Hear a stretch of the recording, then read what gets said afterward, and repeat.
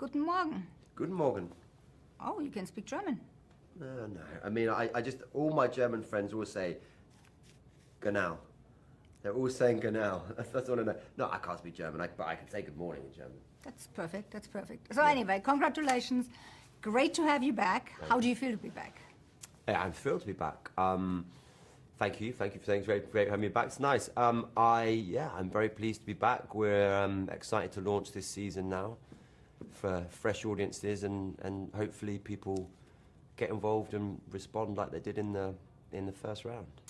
I'm very sure they are. Do you live out in Germany, or do you live No, here? I live here. Okay, nice. But I work for Germany. Nice. And speak German. Yeah, of course. So Daemon Targaryen, like, he's unpredictable. He does what he wants. He doesn't listen to anybody. Agreed. Do you think you have some of those traits? Yeah, probably. But don't we all have some of those? But you know, the more I think about it, the more I've been thinking, in a way, you know, they are quite good qualities as well. Unpredictability, doing what you want, not listening to anyone. I mean, you know, yeah. But I guess I'm saying there's something to be admired in it as well, I think. Did you say you learned something from him? Yeah, I think I've definitely learned something from it. I've learned a lot from him, you know, because even though he is what he is, and he's quite hard to get on board with at times, what I admire about him is that, you know, he flies by his own set of rules. You know, he's got his own morality, which to him is actually quite detailed and quite strict, and his own set of laws that he really does stand by. But this season, that all starts to unravel a bit, and his sense of self becomes a bit discombobulated. Well, we're definitely excited to see that, for sure. Yeah. So when I prepared for that, I read that you nearly backed out many years ago from Doctor Who because you were afraid of the fans, you know, being there and said you can't do it justice. Was it a little bit the same when you, like, got that House of the Dragon and, like, you know, having the Game of Thrones fan base? It wasn't because I thought the fans thought I couldn't do it justice. I just didn't know. Yeah, I was concerned at the time you would be, foolishly concerned, because actually what a wonderful thing to be associated with forever. I just love it. But yeah, you know, I suppose I had a similar response, but I get that a lot with any part I do or any big commitment. I'm always quite hard to takes a lot of wrangling. So it's probably more to do with me than it is the parts, to be honest. But yeah, there was definitely a bit of like, oh, okay, is this the right world? And is it I think a lot of actors go through quite a similar thing, though. I'm very happy you chose that world. It's definitely your world, for sure. Well, thank you very much. You're welcome. Yeah, no, I'm happy to. So do you have social media? I don't know. Do you read the comments? Oh, you don't? No. Oh, I'm not on any social. I never have been.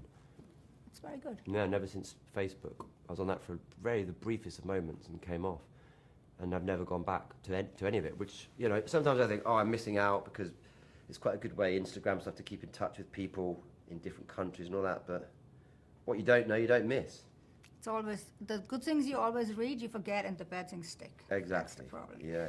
So, way back, when you were younger, you played football for a long time, or you got professional, but then you went into acting. Did you ever look back and think, like, what if, or are you really just content? About being a footballer? Yeah. Yeah, I love football. I mean, obviously, you've got the Euros in Germany coming up.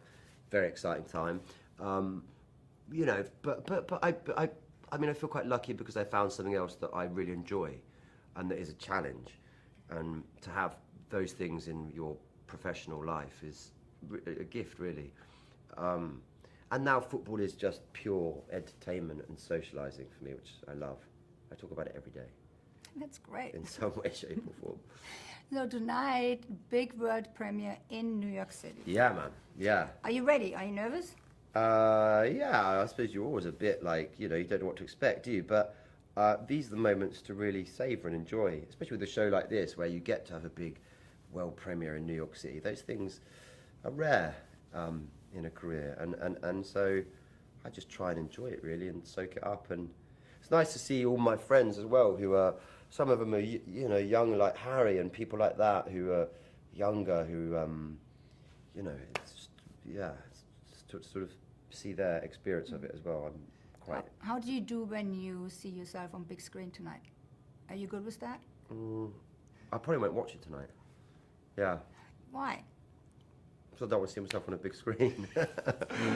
Yeah. Really? Why? Yeah. Just I don't know. Is it like a perfectionism where you think like, oh my God, I could have done that No. better? Sometimes I do. Sometimes I don't. And yeah. Sometimes I have the instinct to, and sometimes I just don't. And yeah.